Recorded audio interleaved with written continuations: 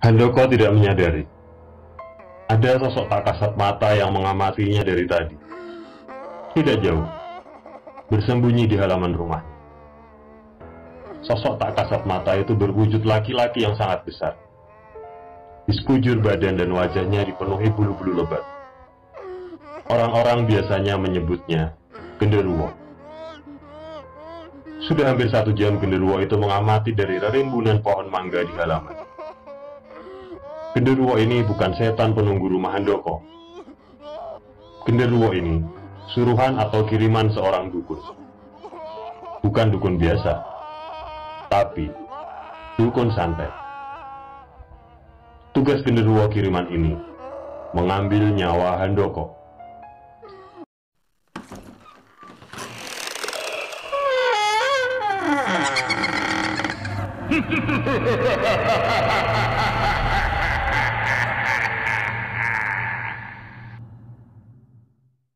Selamat datang di video horor misteri kali ini dengan episode Balik, santet yang menyerang pengirimnya.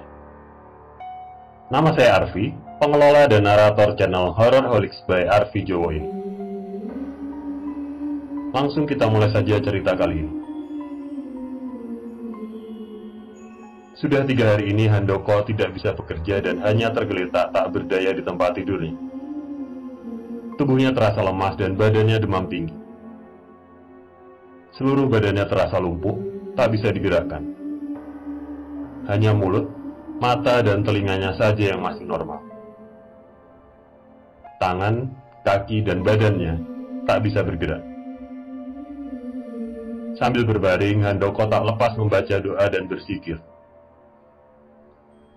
Ini bukan pertama kalinya Handoko mengalami sakit yang aneh.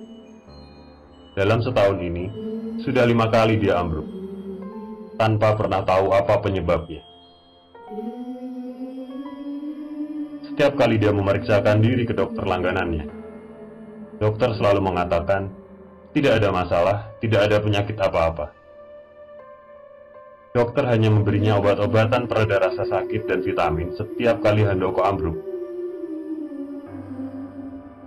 Dalam hatinya Handoko tahu, sakit aneh yang beberapa kali menimpanya, termasuk juga sakit aneh yang sekarang ini, bukanlah sakit medis, tapi sakit mistis.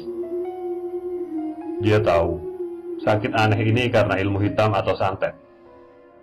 Tapi dia tidak mau berprasangka buruk. Dia tidak ingin memfitnah siapapun.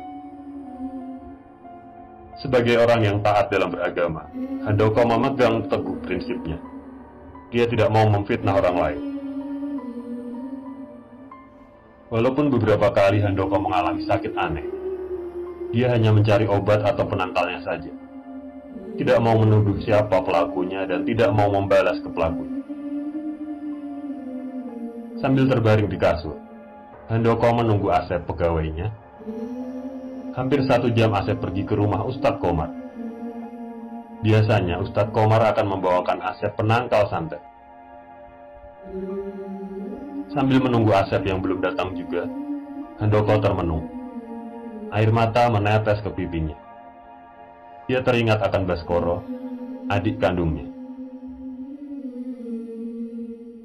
Sementara kita tinggalkan Handoko yang sedang terbaring lumpuh dan menunggu Asep datang. Dan untuk Anda yang belum subscribe channel Horrorholics ini, supaya channel ini berkembang makin baik dan makin bermanfaat. Oke, kita flashback ke cerita beberapa tahun sebelumnya. Tepatnya 6 tahun yang lalu. Handoko dan adik kandungnya, Baskoro, pernah sangat akur. Dan mereka merintis usaha bersama dengan membuka usaha toko besi dan bahan bangunan.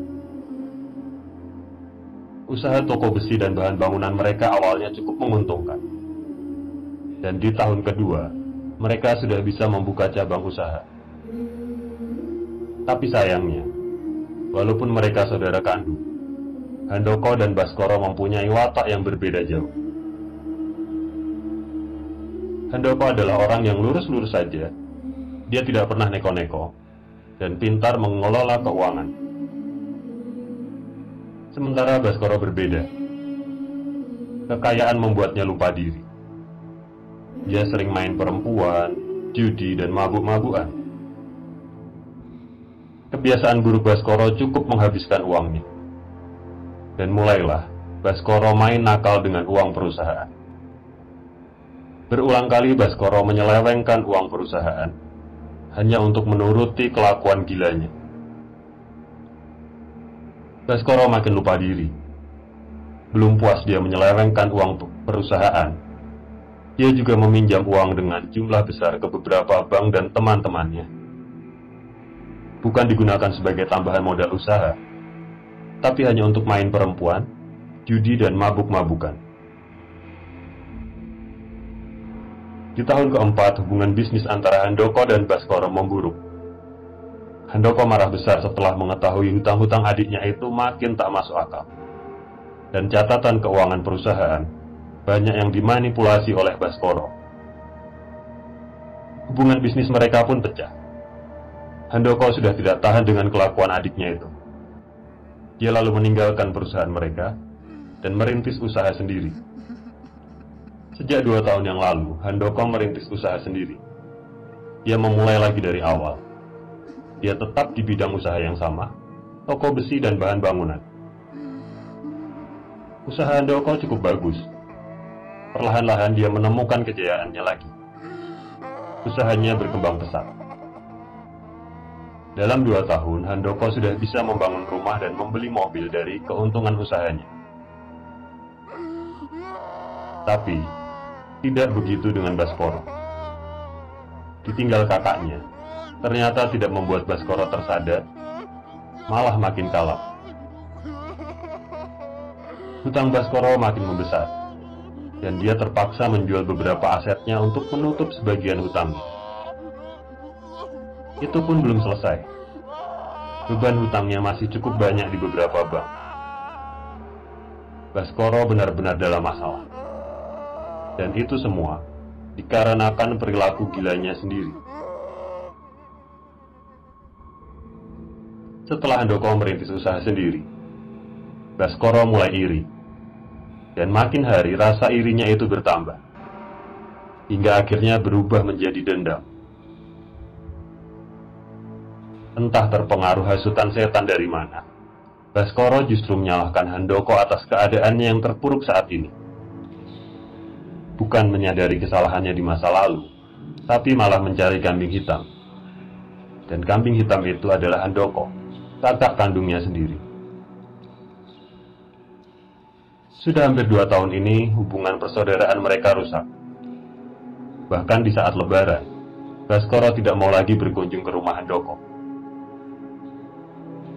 Dan entah terpengaruh hasutan siapa, Baskoro merasa Handoko bukan lagi saudaranya, melainkan musuhnya.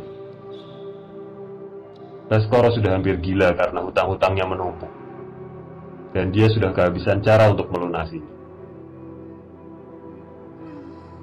Akhirnya muncul pemikiran dari Baskoro. Dia berpikir, satu-satunya cara untuk mendapatkan uang dengan jumlah banyak untuk melunasi hutang-hutangnya hanya dari harta Handoko, kakak kandungnya sendiri. Handoko sampai sekarang belum menikah. Kalau dia meninggal, tidak ada ahli waris lain selain Baskoro. Orang tua mereka sudah meninggal bertahun-tahun yang lalu. Dan otomatis, Baskoro adalah ahli waris Handoko. Dan salah satu cara membuat Handoko meninggal tanpa meninggalkan jejak adalah dengan menggunakan santet. Baskoro benar-benar sudah gelap mata. Tapi dia sudah tidak menganggap Handoko sebagai kakaknya. Dan dia tega menjalankan rencana gila untuk menyantet Handoko, kakak kandungnya sendiri. Sudah 1 tahun terakhir ini Baskoro sering meminta bantuan pada Mbah Kasmin, seorang dukun yang cukup terkenal. Pasien Mbah Kasmin sangat banyak, mulai dari orang biasa sampai pejabat pemerintah dan pengusaha kaya. Spesialisasi Mbah Kasmin adalah penglaris usaha, pengasihan, dan juga santet. Mbah Kasmin memang dukun aliran hitam, dia bersekutu dengan setan dan siluman. Asalkan bayarannya cocok dan persyaratannya dipenuhi, Mbah Kasmin siap membantu orang yang butuh dibantu usahanya, ingin cepat naik pangkat, dan ingin cepat naik jabatan, dan juga menghilangkan nyawa orang dengan ilmu santet. Ilmu santet memiliki persyaratan yang tidak mudah, selain bayarannya cukup besar. Istilahnya itu adalah mahar, tapi sebetulnya itu adalah bayaran. Di antara persyaratan yang harus dipenuhi oleh pasien santet adalah menyediakan tumbal untuk setan yang membantunya. Jenis-jenis santet juga bermacam-macam, tapi khusus santet untuk menghilangkan nyawa targetnya, persyaratannya harus menyerahkan tumbal roh manusia kepada setan. Nantinya, setelah orang yang terkena santet berhasil dimatikan, rohnya harus menjadi milik setan yang membantu santet. Dan setan yang paling sering digunakan untuk melakukan santet, atau istilahnya adalah setan perewangan, hantu perewangan, itu adalah setan genderuwo. Dalam 1 tahun ini sudah 4 kali Baskoro meminta bantuan Mbah Kasmin untuk membunuh Handoko dengan ilmu santet, tapi selalu saja gagal. Padahal Baskoro sudah keluar uang hampir 100 juta rupiah untuk bayaran Mbah Kasmin.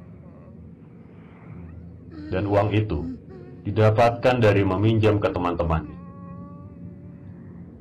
Hutang-hutang Baskoro makin menggunung, dan akal sehatnya makin hilang. Hanya ada satu cara terakhir di benak Baskoro. Satu-satunya cara adalah menggunakan santet yang paling ampuh untuk membunuh Handoko, kakak kandungnya sendiri. Menggunakan santet dengan bantuan setan genderuwo. Dan Baskoro tidak masalah dengan persyaratan tumbal roh tersebut. Baginya, yang terpenting adalah dia segera mendapatkan harta milik Handoko. Tidak peduli apapun caranya. Tapi ada satu hal yang Baskoro lupa. Setan, apapun wujudnya, apapun namanya, setan adalah makhluk yang tidak bisa dipercaya. Bersekutu dengan setan memiliki resiko besar, karena setan bisa ingkar janji. Setelah meminjam uang ke sana kemari dan terkumpul 50 juta rupiah sesuai nominal yang disyaratkan Mbah Kasmin, Baskoro segera menyerahkan uang tersebut ke Mbah Kasmin agar rencananya bisa segera sukses. Rencana untuk membunuh Handoko. Dan Mbah Kasmin, dukun santet itu, menyanggupinya. Kita kembali ke Handoko yang sedang terbaring lumpuh di kasurnya. Oh iya, saya ingatkan lagi. Anda yang belum subscribe channel Hororholics ini sekarang juga. Karena kalau Anda penyuka horor dan misteri, channel ini adalah channel yang tepat untuk Anda. Dan kalau tidak subscribe, Anda bisa ketinggalan update video-video horor misteri dari channel ini. Subscribe sekarang juga. Handoko masih membaca doa dan zikir, sembari menunggu Asep yang belum datang juga dari rumah Ustadz Komar. Handoko tidak menyadari ada sosok tak kasat mata yang mengamatinya dari tadi. Tidak jauh, bersembunyi di halaman rumahnya. Sosok tak kasat mata itu berwujud laki-laki yang sangat besar. Di sekujur badan dan wajahnya dipenuhi bulu-bulu lebat. Orang-orang biasanya menyebutnya genderuwo. Sudah hampir 1 jam genderuwo itu mengamati dari rerimbunan pohon mangga di halaman. Genderuwo ini bukan setan menunggu rumah Handoko. Genderuwo ini suruhan atau kiriman seorang dukun. Bukan dukun biasa, tapi dukun santet. Tugas genderuwo kiriman ini mengambil nyawa Handoko. Genderuwo ini tidak bisa masuk ke dalam rumah, dikarenakan keimanan Handoko cukup kuat. Handoko memang tidak pernah melewatkan sholat 5 waktu dan zikir. Selain itu, Setiap bulan di rumahnya sering mengadakan pengajian bersama anak-anak panti asuhan dan pondok pesantren. Keimanan Handoko yang kuat membentengi dirinya, dan genderuwo itu hanya bisa mendekat sampai halaman rumah saja. Walaupun begitu, ilmu genderuwo ini masih bisa membuat Handoko menjadi lumpuh tak berdaya. Genderuwo itu dengan setia menunggu. Sudah 4 hari dia ada di sana, menunggu Handoko yang makin lemah. Saat targetnya makin lemah, genderuwo itu akan makin mudah untuk mematikannya. Dan genderuwo ini masih setia menunggu, menjalankan perintah tuannya, Mbah Kasmi, yang mendapat orderan dari Baskoro, adik kandungnya Handoko ini. Hari sudah menjelang sore, pukul 15.35 WIB. Terdengar suara motor berhenti di rumah Handoko. Motor Asep yang datang. Setelah hampir 2 jam, Asep datang juga. Tapi dia tidak sendirian. Dia datang bersama Ustadz Komar. Asep lalu membuka pagar rumah dan segera memarkirkan motornya. Sementara Ustadz Komar masih berdiri di dekat pagar. Beliau terlihat komat kamit membaca doa-doa. Asep hanya mengamati dari dekat garasi. Ustadz Komar lalu mendekat ke arah pohon besar di halaman. Masih sambil membaca-baca doa. Sekitar 5 menit beliau di sana. Lalu setelahnya menghampiri Asep dan mereka berdua masuk ke dalam rumah. Ustadz Komar adalah salah satu kiai di pondok pesantren yang sering dikunjungi Handoko. Kedekatan Ustadz Komar dan Handoko sudah seperti bapak dan anak angkat. Sangat dekat. 1 tahun terakhir ini Handoko sudah 5 kali mengalami sakit aneh. Dan Ustadz Komar seringkali membantu menetralisir ilmu hitam yang menyerang Handoko. Ustadz Komar memang dikenal sebagai kiai yang memiliki karomah. Seringkali, Ustadz Komar diminta oleh jamaahnya untuk menetralisir gangguan-gangguan mistis. Peradaban manusia makin maju, teknologi makin canggih. Namun selalu saja ada orang-orang yang memanfaatkan ilmu hitam dengan bantuan dukun sesat dan setan-setan untuk mendapatkan rezeki yang tidak halal. Ustadz Komar paham dengan kondisi Handoko saat ini. Dan beliau juga tahu mengenai keberadaan genderuwo di halaman rumah Handoko. Ustadz Komar lalu meminta izin untuk segera mengadakan pengajian di rumah Handoko. Tidak bisa menunggu lama. Harus hari ini juga. Ustadz Komar tahu betul bahwa keberadaan genderuwo adalah ancaman yang sangat serius dan harus segera diatasi. Asep lalu membantu Ustadz Komar untuk mempersiapkan ruangan pengajian. Dan Ustadz Komar terlihat menghubungi beberapa santrinya melalui HP. Menjelang maghrib, santri-santri Ustadz Komar mulai berdatangan. Mereka lalu melakukan sholat berjamaah. Selesai isya, barulah pengajian dilakukan hingga menjelang pukul 21 WIB atau pukul 9 malam. Saat dilakukan pengajian itulah muncul suara gangguan-gangguan. Mulai dari suara-suara ledakan, angin ribut di sekitar halaman, dan juga beberapa kejadian-kejadian aneh lainnya. Namun Ustadz Komar tidak mempedulikan gangguan-gangguan tersebut dan meminta kepada santrinya untuk tetap melanjutkan pengajian. Selesai pengajian, Ustadz Komar lalu berjalan mengitari rumah dan halaman sembari membaca-baca doa dan sesekali menyiramkan air dari botol. Saat pengajian dilakukan, Handoko masih terbaring di kasur. Dia hanya bisa ikut berdoa dari ruangan kamarnya saja. Setelah semua santri pulang, Ustadz Komar lalu menemui Handoko di kamarnya. Ustadz Komar menyerahkan segelas air minum kepada Asep untuk diminum Handoko. Bukan air minum biasa, tapi air zam-zam dari Arab yang sudah dibacakan doa oleh Ustadz Komar dan jamaah pengajian tadi. Air itu pula yang tadi digunakan untuk menetralisir sekitar rumah. Ustadz Komar lalu menyarankan Handoko untuk beristirahat. Kalau Allah mengizinkan, Handoko akan mendapat kesembuhan nantinya. Sementara itu, genderuwo yang tadi berada di halaman sudah tidak ada, menghilang entah kemana. Cukup jauh dari rumah Handoko, Baskoro sedang berada di jalan. Dia berkendara sendiri saja dengan mobilnya. Waktu menunjukkan pukul 02.20 WIB atau pukul 2.20 dini hari. Baskoro baru saja selesai mengantar salah satu perempuan selingkuhannya. Dan saat ini, dia dalam perjalanan pulang ke rumahnya setelah sebelumnya dia menghabiskan malam di tempat dugem. Baskoro yang sudah mulai mengantuk, tidak menyadari bahwa dia tidak benar-benar sendirian dalam perjalanan itu. Speedometer mobil menunjukkan kecepatan kurang lebih 70 km per jam. Tapi mobil Baskoro terasa melaju lambat. Selain karena dia sudah mulai mengantuk, karena ada penumpang lain yang membuat mobilnya tidak bisa melaju cepat. Di atas mobil Baskoro, sosok genderuwo itu duduk di sana. Tentunya genderuwo itu tidak sedang butuh tumpangan.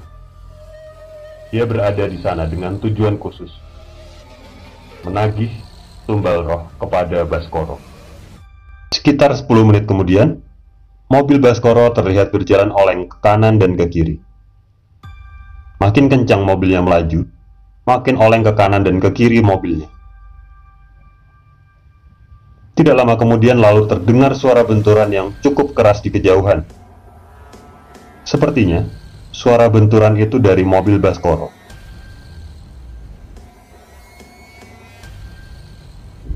Pagi harinya, Handoko bangun dari tidurnya. Ada keajaiban yang terjadi. Handoko lalu berteriak-teriak memanggil Asep. Asep yang semalam tertidur di sofa ruang tamu, terbangun kaget ketika menyadari ada suara dari bosnya memanggil-manggil namanya. Dia lalu bergegas berlari menuju ruangan kamar bosnya. Sesampainya di ruangan kamar, Asep sangat terkejut melihat Handoko sudah duduk di pinggir kasur. Tak lama kemudian, Handoko dan Asep menangis terharu, mensyukuri kondisi Handoko yang sudah pulih. Seluruh badannya sudah bisa bergerak normal seperti semula. Tidak seperti semalam yang badan Handoko masih mengalami kelumpuhan, dan Handoko hanya bisa tergeletak tak berdaya di kasurnya.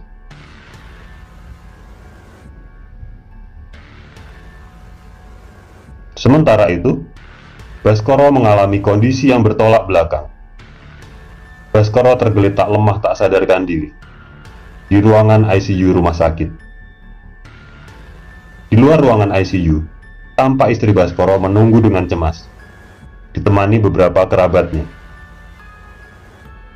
Dini hari tadi, mobil Baskoro mengalami kecelakaan hebat dalam perjalanan pulang ke rumahnya. Mobilnya oleng dan akhirnya menabrak tiang listrik dengan kecepatan tinggi. Baskoro diantar oleh ambulans dan beberapa warga di sekitar lokasi kecelakaan itu dan langsung dirawat di ruang ICU. Sejak masuk ICU sampai saat ini, Baskoro tidak sadarkan diri dan kondisinya cukup mengkhawatirkan. Dia tidak hanya pingsan, melainkan dalam kondisi koma dan sangat kritis. Nyawanya sedang dipertaruhkan di ruangan ICU. Saat ini di dalam ruangan ICU, dokter dan beberapa perawat sedang berusaha menyelamatkan Baskoro. Terlihat dengan jelas kepanikan dari wajah-wajah mereka dari luar ruangan. Istri Baskoro masih menunggu dengan cemas. Tidak henti-hentinya dia menangisi keadaan suaminya. Tapi tidak ada orang yang tahu bahwa kecelakaan yang dialami Baskoro dini hari tadi bukanlah kecelakaan biasa. Kecelakaan itu adalah perbuatan genderuwo yang sengaja menagih tumbal roh. Tangis istri Baskoro pecah saat dia melihat dokter di dalam ruangan ICU menutupkan kain ke tubuh Baskoro. Baskoro dinyatakan meninggal dunia pagi itu setelah mengalami perdarahan hebat di kepalanya akibat kecelakaan dini hari tadi. Dan Baskoro tidak berhasil diselamatkan. Siang harinya diadakan pemakaman Baskoro, tidak jauh di dekat rumahnya. Di antara para pelayat yang hadir di pemakaman, terlihat Asep, Ustadz Komar, dan juga Handoko, kakak kandung Baskoro yang sangat dibenci oleh Baskoro. Handoko bahkan sempat ikut memandikan jenazah adik kandungnya itu dan membantu memasukkan jenazah ke liang kubur. Sementara itu, tidak jauh dari liang kubur Baskoro, masih di area pemakaman, di dekat pohon besar, terlihat sosok genderuwo itu berdiri dengan gagah. Sorot matanya tajam, memperhatikan pemakaman Baskoro dari kejauhan. Roh Baskoro telah berhasil diambil oleh genderuwo itu. Genderuwo itu adalah perewangan Mbah Kasmin, sang dukun santet yang diperintahkan oleh Baskoro untuk membunuh kakak kandungnya sendiri, Handoko, dengan ilmu santet. Namun karena gagal menjalankan tugasnya untuk membunuh Handoko, genderuwo itu mengingkari janji dan berbalik membunuh Baskoro. Genderuwo itu mengambil roh Baskoro, santet yang berbalik menyerang pengirimnya. Bersekutu dengan setan adalah kesalahan yang sangat fatal dan dosa yang sangat besar. Setan adalah makhluk yang tidak bisa dipercaya. Mereka bisa mengingkari janji. Dan itu sebabnya manusia sangat dilarang untuk bersekutu dengan setan. Apapun tujuannya, apapun alasannya, dan apapun jenis setannya, bersekutu dengan setan adalah dosa yang sangat besar. Pelajaran dari cerita ini adalah berbuat baiklah dan jangan sekali-sekali bersekutu dengan setan. Ingat, setan tidak bisa dipercaya. Mereka bisa ingkar janji. Apapun jenis setannya, mereka bisa ingkar janji. Oke, nama saya Arfi, dan nantikan video podcast dan audio podcast horor misteri lainnya dari channel Hororholics. Tentunya akan banyak cerita yang seru di sini. Subscribe channel Hororholic supaya Anda dapat pemberitahuan ketika ada video terbaru dari kami. Terima kasih Anda telah menonton video ini. Salam dari saya Arfi, dari channel Hororholics.